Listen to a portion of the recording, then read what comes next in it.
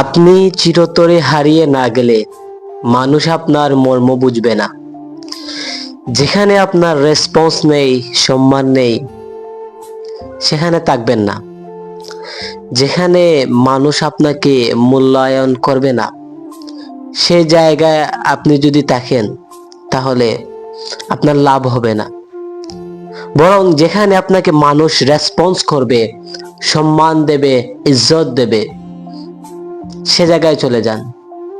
যারা আপনাকে সম্মান দেয় না, আপনার এইবং স্কিল এগুলো আছে, কিন্তু এগুলো আপনাকে যথার্থ মূল্যায়ন করে না, মনে রাখবেন, আপনি যাওয়ার পর এক সময় না এক সময় তারা ঠিকই আপনার জন্য আফসোস করবে।